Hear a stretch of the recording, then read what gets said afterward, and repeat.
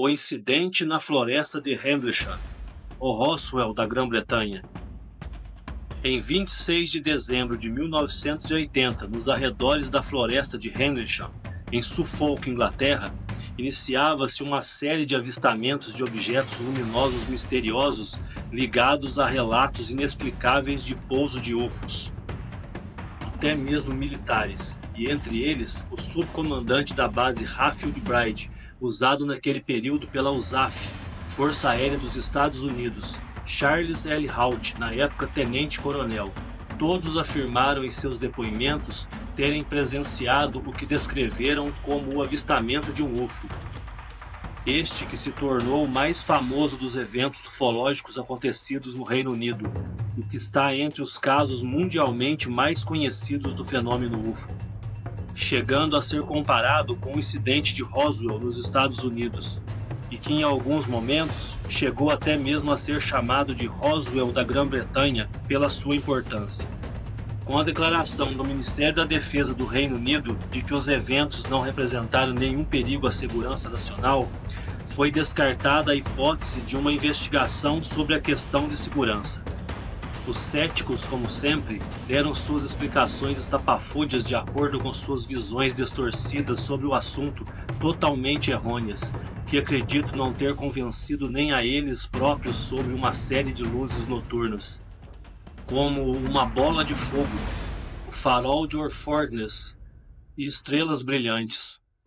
Em um relatório da ocorrência do dia 26, que foi expedido no dia posterior ao acontecimento, 27 de dezembro, pelo tenente-coronel Haut, em um memorando dirigido ao Ministério da Defesa do Reino Unido, relatava que por volta das 3 horas da manhã do dia 26 de dezembro, em um patrulhamento de segurança próximo ao portão leste da base Hatfield Bride, foram vistas por várias sentinelas luzes misteriosas que pareciam estar descendo do céu em direção à floresta de Rendlesham.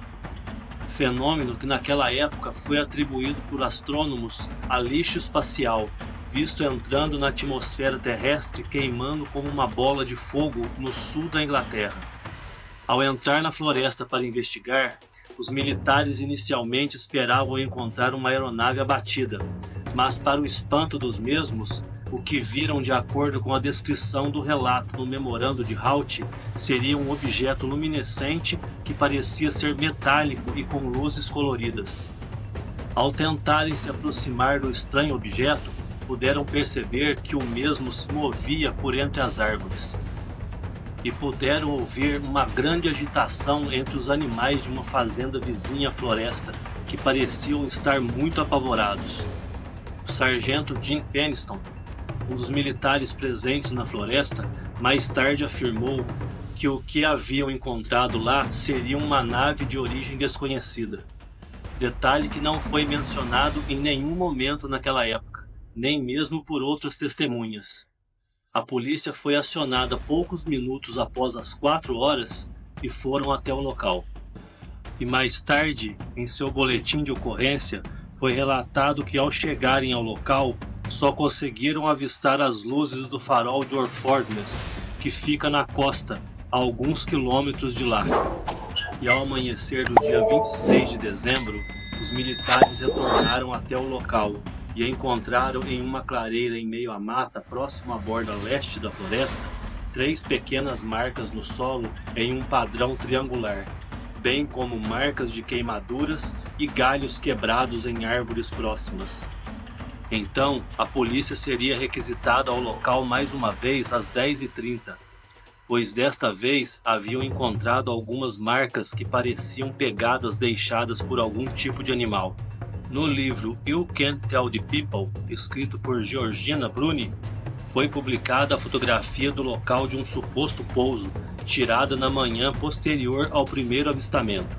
E na madrugada de 28 de dezembro de 1980, o subcomandante da base, o tenente-coronel Charles Haut, realizou uma visita ao local junto com vários outros militares, mais informado por Haut no dia seguinte, 29 de dezembro, onde foram realizadas leituras de radiação no suposto ninho de UFO, e por todo o perímetro próximo à marca de formato triangular encontrada na clareira em meio à mata, utilizando um ANPDR-27, um medidor de radiação padrão utilizado pelos militares norte-americanos. Mesmo registrando como nível mais alto encontrado no local 0,07 mV por hora, em algumas regiões foram detectados de 0,03 a 0,04 mV/hora em torno do nível de fundo.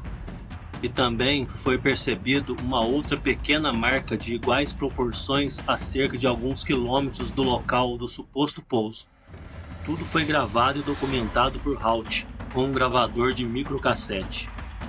Em meio a esta investigação, surgiu uma luz pulsante que foi avistada do lado oposto do campo, mais ao leste, quase que se alinhando com a casa de uma fazenda, repetindo em detalhes o que fora testemunhado por várias pessoas na noite da primeira ocorrência.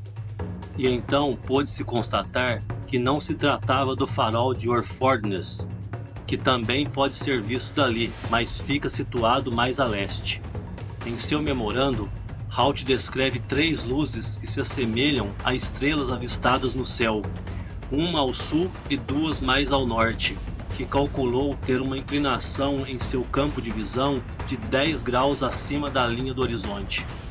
Ele descreveu que uma delas, a mais brilhante, já estaria por lá há umas 2 ou 3 horas pairando pelo céu, e que em alguns momentos parecia emitir um feixe de luz em direção ao solo. Estrelas brilhantes. Esta foi a explicação dos astrônomos para o fenômeno luminescente registrado por Haut. Muito conveniente, superficial e pouco provável, vocês não acham? Propriedade da Comissão Florestal, a floresta de Rendlesham, que fica localizado no condado de Suffolk, cerca de 8 milhas, 13 quilômetros a leste da cidade de Ipswich. Esta floresta consiste em aproximadamente 5,8 milhas quadradas, ou seja, 15 quilômetros quadrados em toda sua extensão, que possui em sua maioria plantações de coníferas intercaladas por plantas de folhas largas, com algumas áreas de terrenos áridos com arbustos e áreas de alagamentos. Acontecido nas imediações das bases militares RAF Bentwaters ao norte da floresta e RAF Woodbride no lado oeste, que tem os limites norte e leste da propriedade demarcados pela floresta. No período que ocorreram os fatos, ambas as bases estariam ocupadas pela Força Aérea dos Estados Unidos, sob o comando do comandante de área, Coronel Gordon E. Williams. Quem comandava a base era o Coronel Ted Conrad, e o vice-comandante seria o Tenente Coronel Charles L. Haut. O suposto pouso, ou podemos dizer o pouso, e todos os principais eventos desse incidente se deram na floresta na extremidade leste da pista de pouso da base.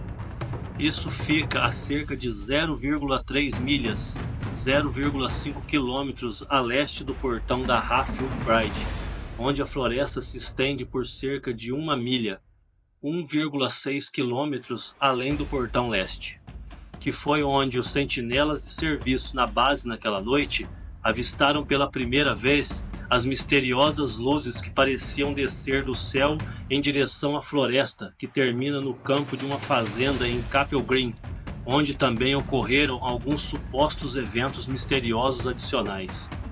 A luz piscante vista pelos aviadores e apontada erroneamente pelos céticos como sendo o farol de Orfordness, que no período seria um dos faróis mais brilhantes do Reino Unido, está na mesma linha de visão, porém a cerca de 5 milhas, 0,8 quilômetros mais a leste da borda da floresta. O memorando formulado pelo vice-comandante da base, o tenente-coronel Charles L. Haut, enviado para o Ministério da Defesa, MOD, foi conhecido como a primeira prova primária a ser disponibilizada ao público. Apelidado de Haut Memo, estava então disponível ao público dos Estados Unidos pelo US Freedom of Information Act em 1983. Intitulado Unexplained Lies, o memorando foi datado de 13 de janeiro de 1981. A responsabilidade do erro nas datas e horas fornecidas pelo memorando pode ser atribuído ao atraso de 2 semanas entre o incidente e o preparo do relatório. Não houve classificação alguma para o memorando. Os antecedentes desse memorando e a atenção do Ministério da Defesa foram investigados por David Clarke, um consultor do Arquivo Nacional.